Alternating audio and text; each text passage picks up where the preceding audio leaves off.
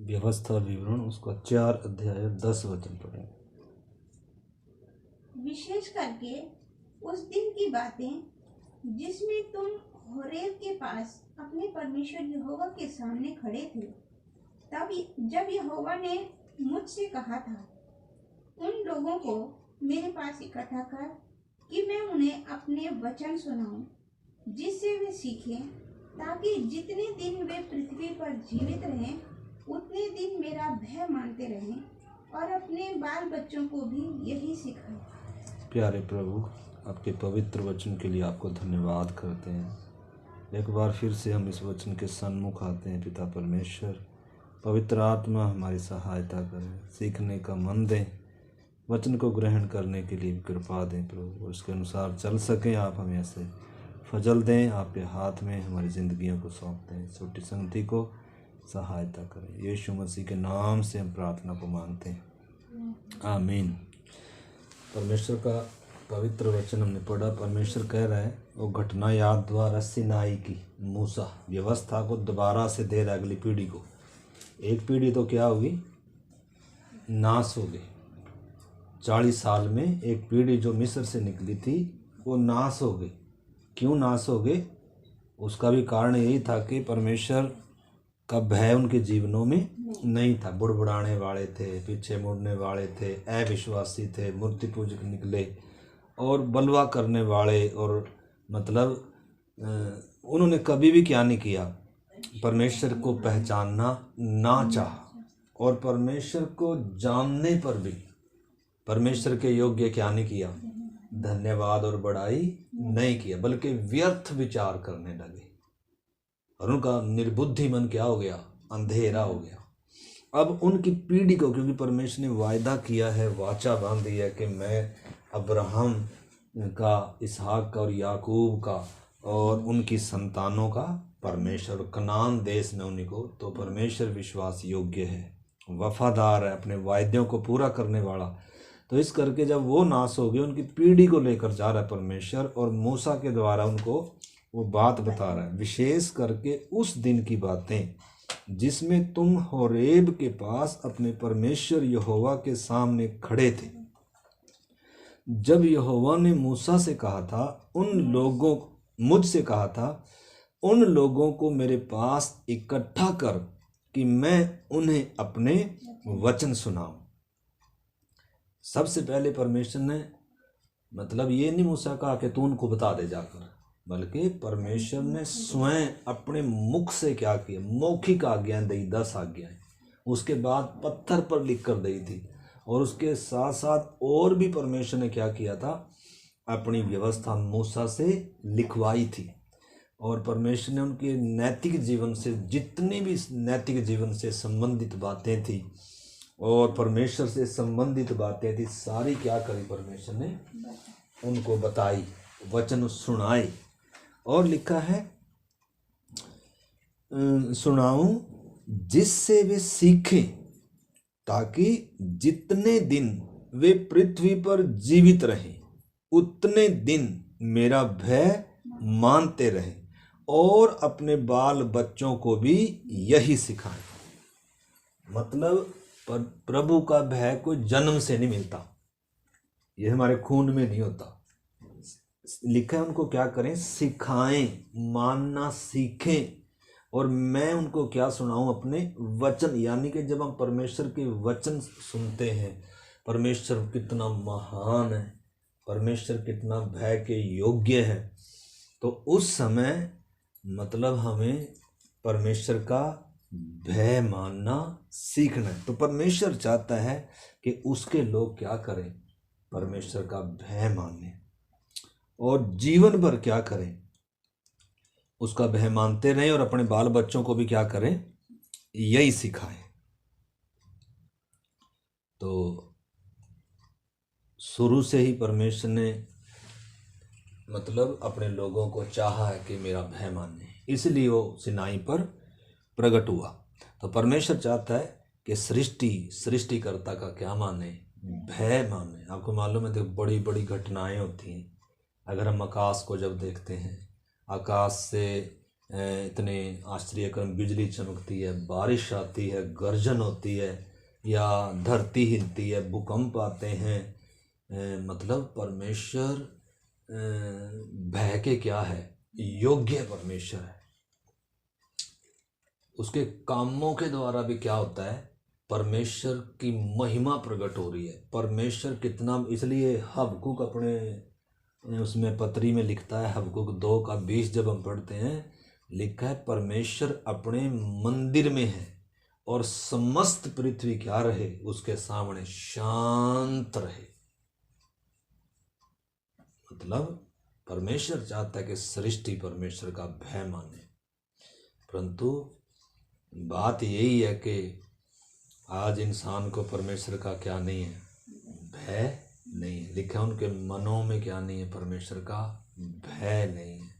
और जब परमेश्वर का भय नहीं है तो तभी इंसान क्या है, लिखा है परमेश्वर का भय पवित्र है, परमेश्वर का भय अनंत काल तक ठहरता है। परमेश्वर का लिखा है बुद्धि का मूल क्या है, परमेश्वर का भय मानना क्या है, बुद्धि का मूल, यानी कि बुद्धिमानी है, समझदारी है, बुराई से बचना है, परमेश्वर का भय। दूसरे अगर हम उससे समझे, अगर परमेश्वर का भय नहीं है तो इन चीज़ों में इंसान फंसेगा। इसलिए परमेश्वर ने अपने लोगों से भी विशेष कर यही कहा, सिनाई पर जब प्रकट हुआ कि मेरे लोग मेरा क्या माने, भय माने, ताकि पाप ना। इसलिए मूसा ने वहाँ निर्गमन 20 में हम पढ़ रहे थे पहले कि परमेश्वर डरो नहीं, परमेश्वर इसलिए आया है कि जीवन भर उसका भय तुम्हारे मनों में बना रहे और तुम क्या ना करो, पाप ना करो। मतलब परमेश्वर का भय होगा तो इंसान पाप करने से क्या हो जाएगा, बच जाएगा। व्यर्थ विचार करने से क्या हो जाएगा, बच जाएगा। तो इस करके परमेश्वर का भय मानना अति जरूरी। सृष्टि जब परमेश्वर का भय, यानी कि जो अन्य जाति है उनके अंदर नहीं है, परंतु परमेश्वर अपने लोगों को विशेष कर कहता है कि मेरा क्या मानना सीखें। अपने बच्चों को भी क्या सिखाएं, परमेश्वर का भय मानना सिखाएं, ताकि तुम बहुत दिन क्या रहो, जीवित रहो। और आपको मालूम है पूरी पृथ्वी में जो भी परमेश्वर का भय मानता है, वो था, क्या नाम है उसका, कुरनेलियुस था। कुरनेलियुस लिखा है परमेश्वर का, और उसमें है वो प्रेरितों के काम 10 अध्याय में है, उसका 2 वचन।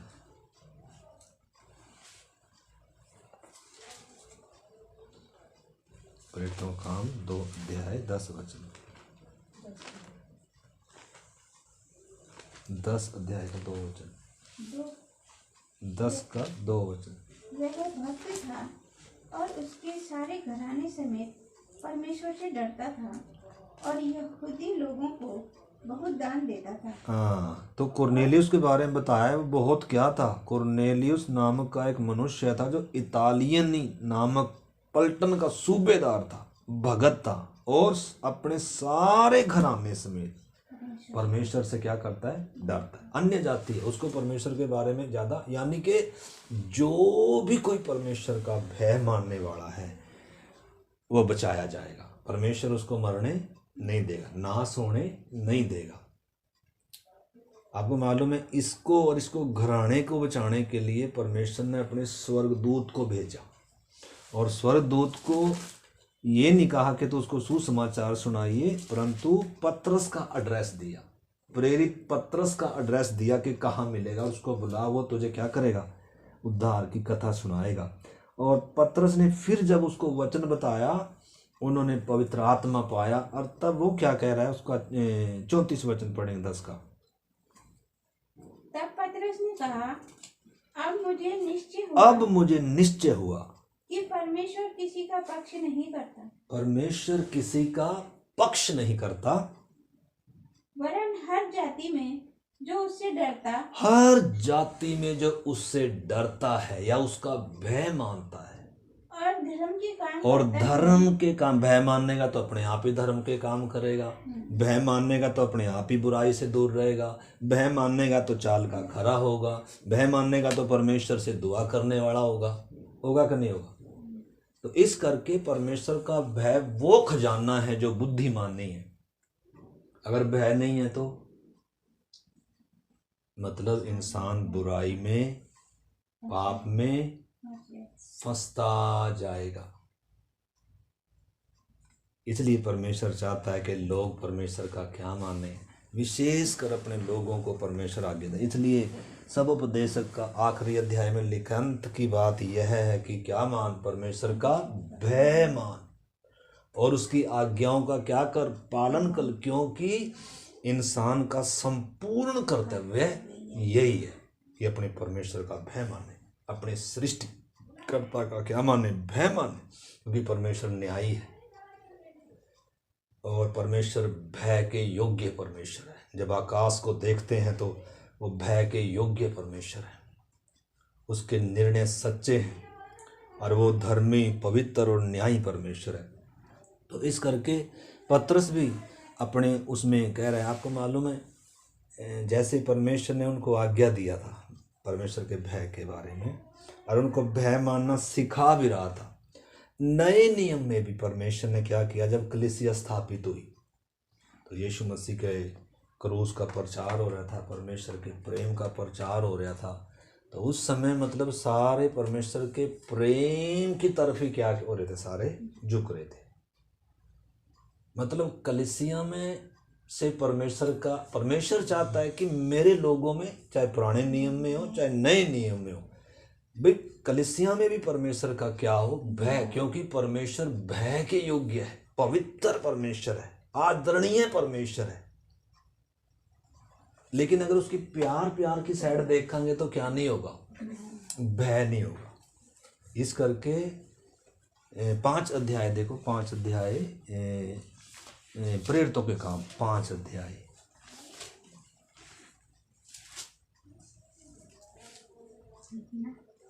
पांच का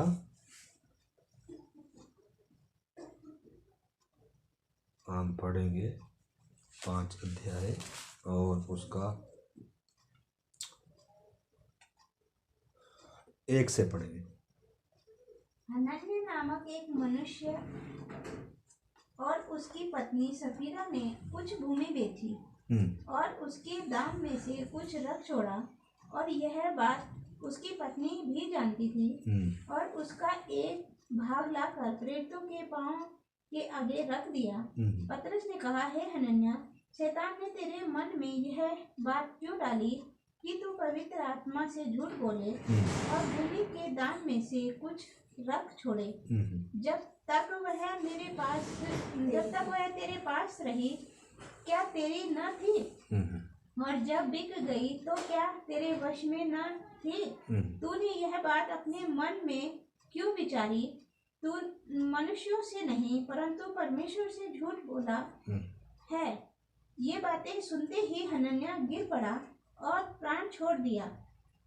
और हन्ना भी और उसकी पत्नी सफीरा भी क्या हो गए, मर गए।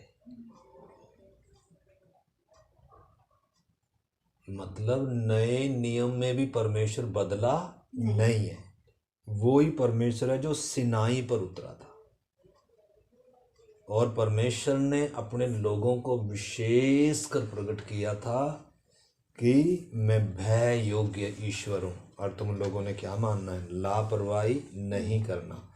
एक बार परमेश्वर के मंदिर में सेवा करने वाले याजक के पुत्र थे, महायाजक के 2 पुत्र थे, वो भी क्या हो गए, गिरकर उधर ही मर गए। मतलब भस्म करने वाला परमेश्वर। एक बार ऊजा था, ऊजा ने क्या किया, वो संदूक गाड़ी पर रखा हुआ था और बैलों ने क्या खाई, ठोकर खाई और संदूक क्या होने लगा, गिरने लगा। और उस समय भी क्या आया, मतलब वो उसको छूने का क्या नहीं था, उसको मतलब आज्ञा नहीं थी। तो बहुत बार मतलब ऐसा हुआ इतिहास में कि मतलब जितना सीरियस लेना चाहिए उस विषय को उतना लिया नहीं था और तुरंत क्या आया, सजा आई। तो नए नियम में भी ऐसा ही है। तो ये मर गए, तो इसमें लिखा है देखो 10 अध्याय में 10 और 11 वचन भी पढ़े इसका, 5 का। तब वह तुरंत उसके पांव पर गिर पड़ी और प्राण छोड़ दिए, और जवानों ने भीतर आकर उसे मरा पाया और बाहर ले जाकर उसके पति के पास गाड़ दिया। सारी कलीसिया पर और इन बातों के सब सुनने वालों पर बड़ा भय छा गया। आज कलीसिया में परमेश्वर का भय नहीं है। और ये वचन इसलिए परमेश्वर को कहता मेरे ये वचन क्या कर उनको सुना, ताकि वे क्या मानना सीखें, परमेश्वर का भय मानना सीखें। क्यों? क्योंकि वो भय के योग्य परमेश्वर, उसको ठट्ठों में उड़ाया नहीं जाता, उसको लापरवाही से लिया नहीं जाता। तो उन्होंने लापरवाही से आए, वो भी क्या हो गए, गिरकर मर गए। और पूरी, यानी कि परमेश्वर ने एक को मारकर या उन दो को मारकर पूरी कलीसिया में क्या ले आया, भय ले आया। मैं वहाँ बता रहा था वहाँ जब संडे को कि आज भी ऐसा समय आ गया, क्योंकि परमेश्वर भय योग्य, वो अपने आप को क्या करता है, प्रमाणित करता है। जैसे अभी सीरिया में और तुर्की में क्या हुआ, करीब 50,000 के लगभग लोग क्या हो गए, बच्चे बड़े बुजुर्ग नौजवान सब क्या हो गए बेचारे, उस बिल्डिंगों के नीचे क्या हो गए, जिंदा ही क्या हो गए। उनको पानी मांगने तक का भी, यानी कि एक घटना के द्वारा परमेश्वर पूरी दुनिया से वास्तव में क्या करता है, बात करता है। परंतु इंसान क्या नहीं करता, समझता नहीं है। सृष्टि के द्वारा परमेश्वर क्या करता है, बात करता है। तो इसमें पढ़ेंगे तो इधर कलीसिया में क्या छा गया, परमेश्वर का भय छा गया। हर बार नहीं मारेगा, मतलब अगर हर बार मरते रहेंगे तो फिर तो इंसान डर के मारे क्या करेगा। लेकिन उसने अपना स्वभाव को क्या करके दे दिया, प्रकट करके दे दिया। लेकिन जब जरूरत आएगी बहुत ज्यादा, जब उसका भय नहीं होगा, तो वो ये काम आज भी करने की क्या रखता है, सामर्थ रखता है। आज इस समय भी कर सकता है। तो इस करके हमें सचमुच में जब परमेश्वर के चरणों में आते हैं, किसी धोखे के साथ ना आए, किसी मतलब मन में वो लेकर ना आए, अपने पापों को मानते हुए, डरते और कांपते हुए उसकी उपस्थिति में। लिखा है इब्रानियों की पत्री 10 अध्याय, शायद पिछली बार हमने पढ़ा था, परमेश्वर की आराधना कैसे करें हम भय और भक्ति के साथ। उसका 12 अध्याय और उसका 28 वचन, 28 और 29 वचन। इस कारण हम इस राज्य को पाकर जो हिलने का नहीं कृतज्ञ हो और भक्ति और भय सहित परमेश्वर की ऐसी आराधना करें। भक्ति और भय सहित, अगर भय नहीं है हमारे भक्ति में, हमारे आराधना में भय नहीं है, भय सहित लिखा है, क्या करें, परमेश्वर की ऐसी आराधना करें जिससे वो प्रसन्न होता है। यानी कि अगर भय नहीं है तो वो प्रसन्न नहीं होता। क्योंकि हमारा परमेश्वर भस्म करने वाली, क्यों भय होना है, क्योंकि परमेश्वर भस्म करने वाली क्या है, आग है। इस करके इजरायलियों को परमेश्वर ने एक वचन और पढ़ेंगे, व्यवस्था विवरण 13 अध्याय और उसका 4 वचन भी।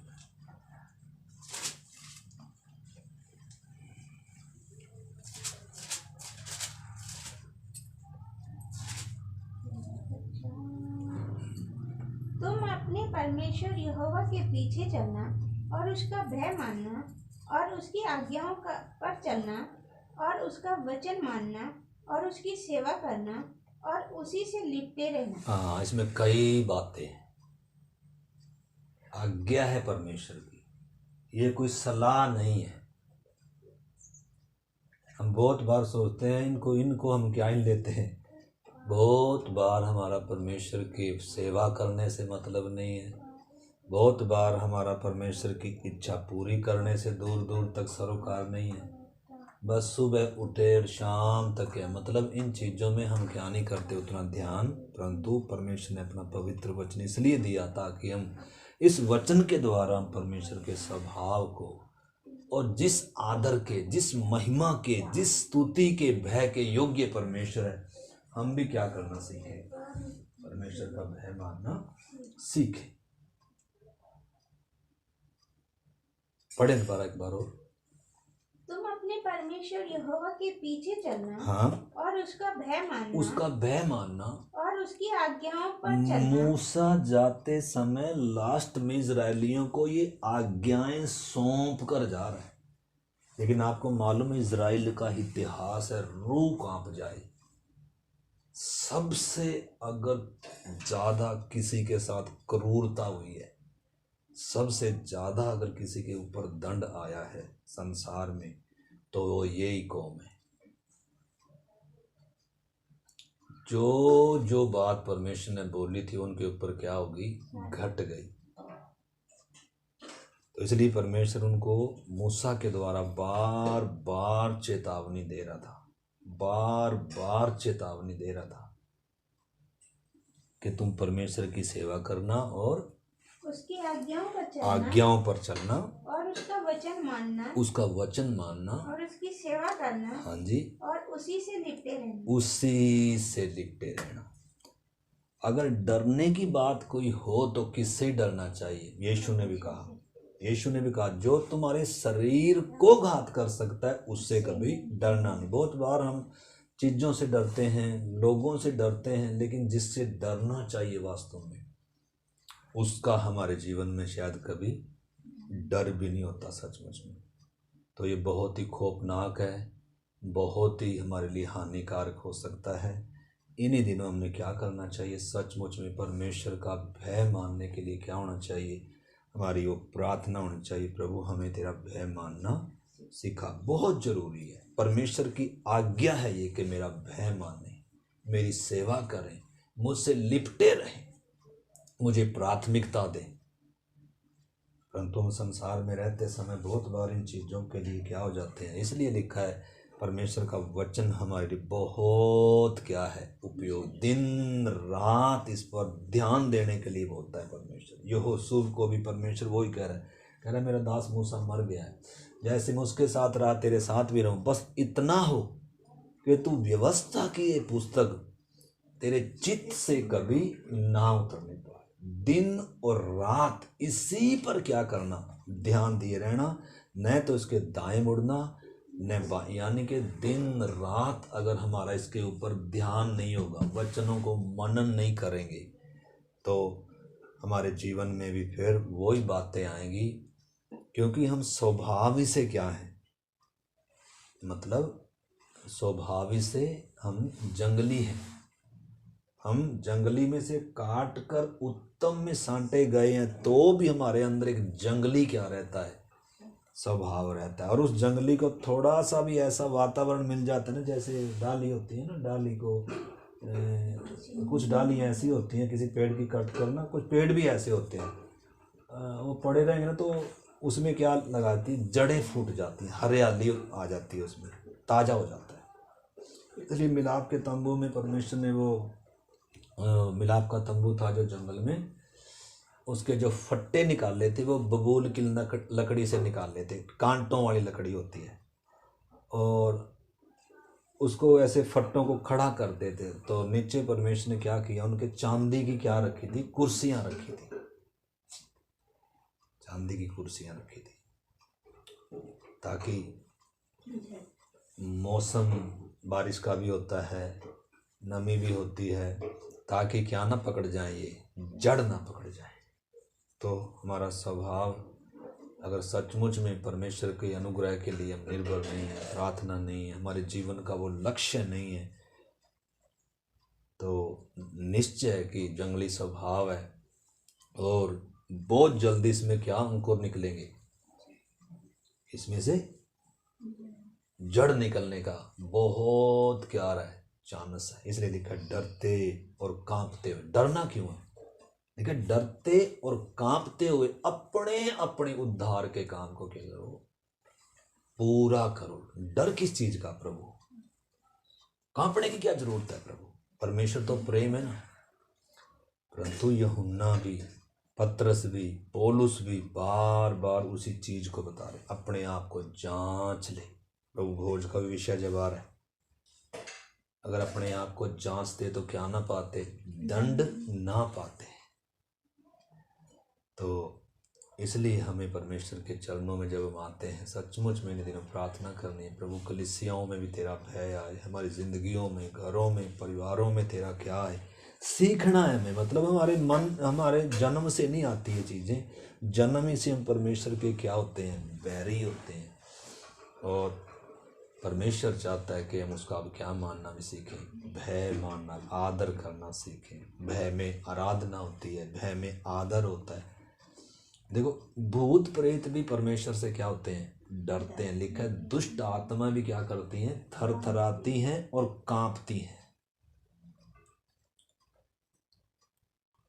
परंतु अगर हमारा विश्वास सचमुच में हमारे कामों में ना हो, तो पतरस कहता है ऐसा विश्वास किसी काम का नहीं है और मरा हुआ है।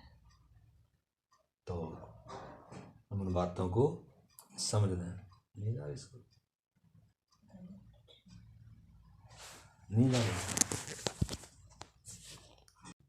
मेरा कहने का मतलब है, नए नियम का परमेश्वर भी वही परमेश्वर, बदला नहीं है।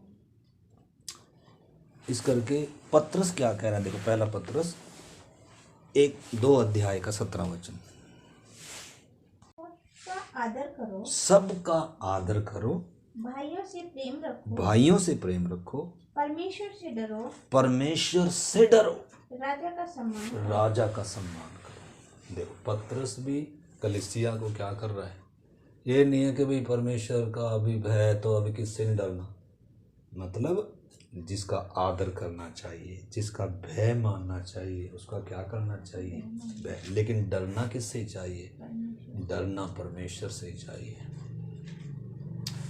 तो इस करके बहुत सारे वचन हैं भय के विषय में। नीति वचन में बहुत सारे वचन हैं।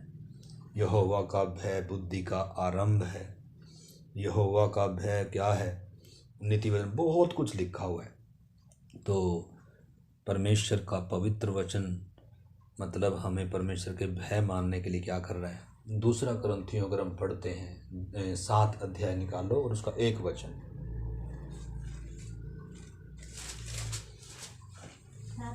1 उन बातों के विषय में जो तुमने 2 कुरिन्थी 7 अध्याय का 1 वचन। अतः हे प्रियो, जबकि ये प्रतिज्ञाएं हमें मिली हैं, तो आओ हम अपने आप को शरीर और आत्मा की सब मलिनता से शुद्ध करें और परमेश्वर का भय रखते हुए पवित्रता को सिद्ध करें।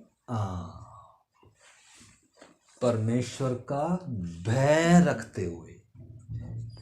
अगर परमेश्वर का भय नहीं होगा तो कभी भी पवित्रता में सिद्ध नहीं होंगे। तो इधर परमेश्वर का दास पौलुस कुरिन्थियों की कलीसिया को लिखते समय ऊपर बहुत सारी बातें उसने बताई है। विश्वासी का विश्वासी के साथ क्या मेल जोल, ज्योति का अंधकार के साथ, बहुत सारी बताते बताते और बता रहा है कि परमेश्वर ने कहा उनके बीच में से निकलो, अलग रहो, तो मैं तुम्हारा परमेश्वर होऊंगा और तुम मेरे, यानी कि प्रतिज्ञा कर रखी परमेश्वर ने। सर्वशक्तिमान परमेश्वर का ये वचन है। अतः हे प्रियो, जबकि ये प्रतिज्ञाएं हमें मिली हैं, तो आओ अपने आप को शरीर और आत्मा की सब मलिनताओं से शुद्ध करें और परमेश्वर का भय रखते हुए पवित्रता को सिद्ध करें।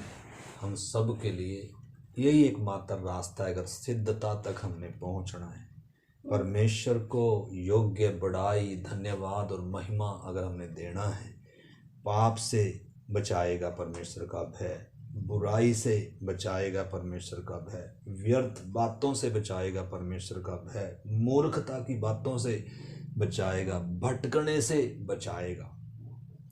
बाइबल में बहुत सारे क्या हैं? उदाहरण है। अगर परमेश्वर का भय नहीं होगा तो हमारे जितनी बार भी पाप में गलतियां करने का, पाप में गिरने का जहां भी अवसर आया है, वो उसका कारण सिर्फ यही था कि हमारे मनों में, हमारे हृदयों में परमेश्वर का भय नहीं था। वो तो परमेश्वर अनुग्रहकारी है। प्रभु हमें क्या देता है? अवसर देता है। पुराने नियम में परमेश्वर अवसर नहीं देता था, लेकिन लहू के कारण, यीशु के लहू के कारण परमेश्वर हमें क्या करता है? अवसर देता है, मौका देता है। परंतु हमें मौके को क्या नहीं करना, इसलिए कि अवसर को बहुमूल्य समझो। तो इस करके हम पिछले दिनों से जो परमेश्वर का विषय सीख रहे हैं, उसमें आखिरी बात थी कि परमेश्वर के भय के बारे में भी जानना अति जरूरी है। इस करके एक वचन और हम परमेश्वर के वचन से पढ़कर फिर प्रार्थना करेंगे। प्रकाशित वाक्य 15 अध्याय 4 वचन। हे प्रभु, कौन तुझसे न डरेगा? हे प्रभु, कौन तुझसे ना डरेगा? चाहे कोई बताओ, दुनिया में कोई है जो परमेश्वर से ना डरे? सवाल है, कौन तुझसे ना डरेगा और तेरे नाम की महिमा न करेगा? हाँ, क्योंकि केवल तू ही पवित्र है। केवल तू ही एकमात्र सच्चा परमेश्वर है, पवित्र। आपको मालूम है वचन में लिखा है हर एक घुटना टिकेगा। एक समय आ रहा है और हर एक जीव क्या करेगी? अंगीकार करेगी कि यीशु ही आदर के योग्य है, यीशु ही प्रभु है, यीशु ही परमेश्वर है। व्यवस्था विवरण और उसका 10 अध्याय 12 वचन भी पढ़ेंगे।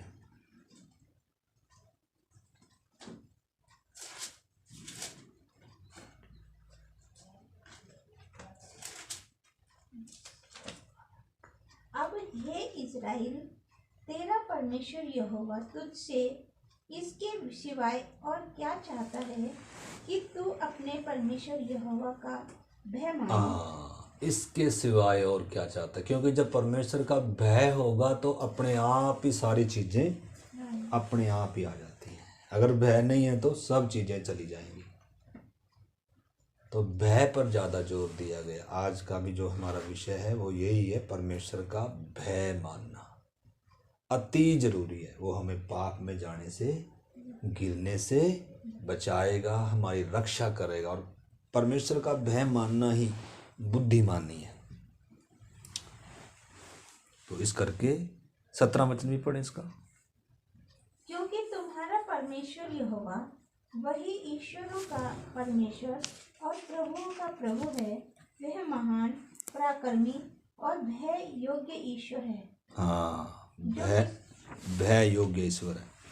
तो बाइबल में बहुत सारे उदाहरण हैं कि जहाँ जहाँ भी परमेश्वर का भय माना गया, उसके बहुत ही अच्छे क्या निकले? परिणाम निकले।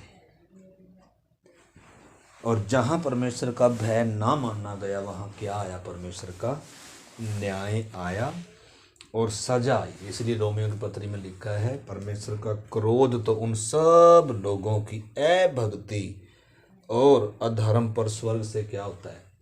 प्रकट होता है, जो सत्य को अधर्म से दबा। यानी कि जिनके हृदयों में, जिनके मनों में क्या नहीं है? परमेश्वर के योग्य है, वो भय नहीं है, उसके योग्य बड़ाई और धन्यवाद ना किया। तो इस करके फिर परमेश्वर क्या करता है? इंसान को एकदम सजा नहीं देता, परंतु उसकी इच्छाओं पर क्या कर देता है? छोड़ देता है। जब उन्होंने परमेश्वर को पहचानना ना चाहा, जब परमेश्वर के योग्य धन्यवाद और बड़ाई ना किया, तो अंत की बात यह है, जैसे सबोपदेश भी कहता है और हमारे लिए दाऊद एक वचन कहता है, भजन संहिता निकाले, उसमें एक वचन पढ़कर और फिर हम प्रार्थना करते हैं। भजन संहिता और उसका 86 अध्याय और 11 वचन।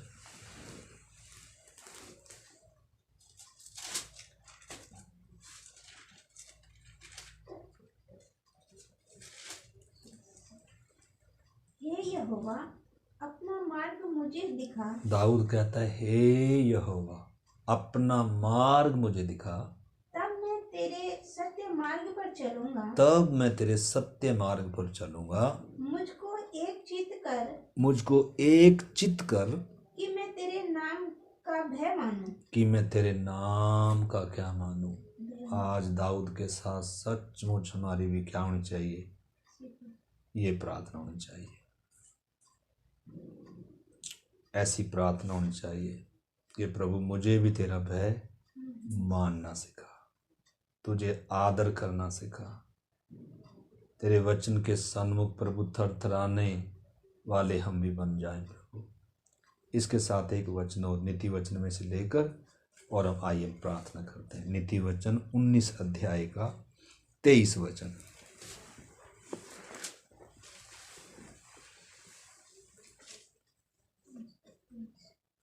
यहोवा का भय मानने से जीवन बढ़ता है, यहोवा का भय मानने से जीवन बढ़ता है, और उसका भय मानने वाला ठिकाना पाकर सुखी रहता है। सुखी रहता है, उस पर विपत्ति नहीं पड़ने, उस पर विपत्ति नहीं पड़ने की।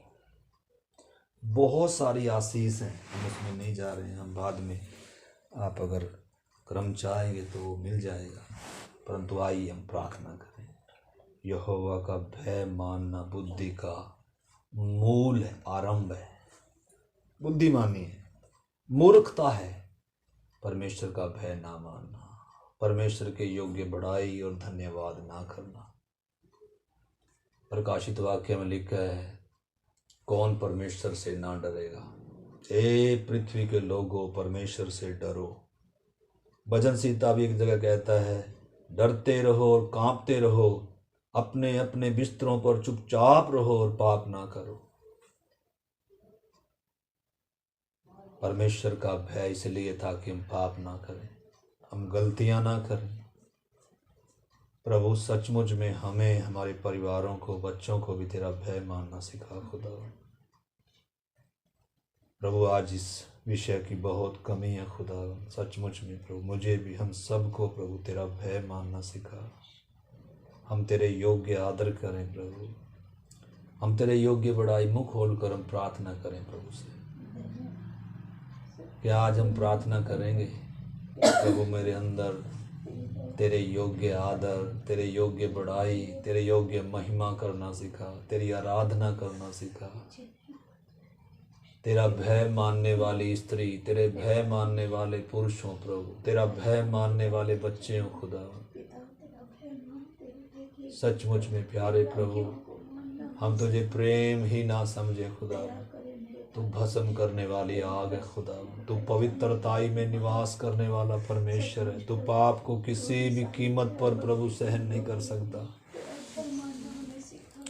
सचमुच में प्यारे प्रभु, हमें तेरा भय मानना सिखा प्रभु, ताकि हम डिग ना जाएं, गिर ना जाएं, भटक ना जाएं प्रभु, हम पाप का चुनाव ना करें प्रभु।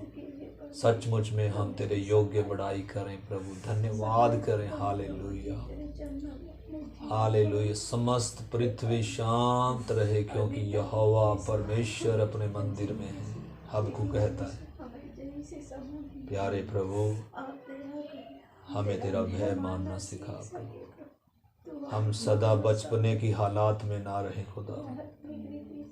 प्रभु हमें आत्मा में बलवंत कर, हमें तेरे योग्य आदर, तेरे योग्य प्रभु महिमा, तेरी सेवा करने वाले बना दे प्रभु। हमारे जीवनों में और लोग भी तेरे भय को देखने पाए प्यारे प्रभु जी। Hallelujah, hallelujah, hallelujah, hallelujah. प्रार्थना करें। हालेलुया। प्यारे प्रभु जी, हम आपको धन्यवाद करते हैं आपके पवित्र वचन के लिए। आपने कहा है अपने दास मूसा को कि मेरे लोगों को मेरे वचन सुना, कि वो मेरी सेवा करें, वो मेरी आज्ञाओं को माने, वो मेरे साथ चलें और वो मुझसे लिपटे रहें और मेरा भय मानते रहें। एक पीढ़ी प्रभु तेरा भय ना मानने के कारण नाश हो गए जंगल में प्यारे प्रभु। अगली पीढ़ी को फिर से तूने वही आज्ञाएं दी खुदा, वही व्यवस्था दी प्यारे प्रभु जी, और तूने कहा अपनी आने वाली पीढ़ियों को भी यही शिक्षा देना। उठते बैठते लेटते चलते फिरते समय उनको इन्हीं की शिक्षाओं को देना। प्यारे प्रभु होने दे सचमुच में हमारे अंदर भी प्रभु आपके लिए उचित आदर उचित भय आने पाए प्रभु, ताकि हम पाप ना करें और आने वाली पीढ़ी को भी प्रभु हम यही बातों को सिखाएं प्रभु, और सचमुच में हमारे जीवनों में वो तेरे भय को देखने पाएं। हम सब पर आप दया करें प्रभु, हमें बुद्धि दें, ज्ञान दें, अनुग्रह दें, कृपा करें, हमारी खताओं को पापों को क्षमा करें खुदावन। कितनी बार हमारे मनों में, हृदयों में, जीवनों में आपका भय नहीं रहा, तूने बड़ी अपनी करुणा के कारण हमें प्रभु नाश नहीं किया। प्रभु आपकी सहनशीलता, धीरज रूपी धन के लिए धन्यवाद, जो हमें मन फिर आपको सिखाती है। प्यारे प्रभु, हम हर एक को इन दिनों सचमुच में तेरे वचनों को मनन करने वाले बना दे प्रभु, तेरा भय मानने वाले बना दे, तेरी सच्ची आराधना करने वाले सच्चे आराधक बना दे प्रभु। आपके हाथ में हमारे जीवन है खुदा, हम पर तरस खा, दया कर, आपके हाथ में सौंपते हैं। धन्यवाद करते हैं आज की शाम की संगति के लिए, वचन के लिए। सारा आदर सारी महिमा हम आपको देते हैं पिता परमेश्वर, और प्रार्थना को आपके प्रिय पुत्र यीशु मसीह के नाम से मांगते हैं, आमीन। जय मसीह।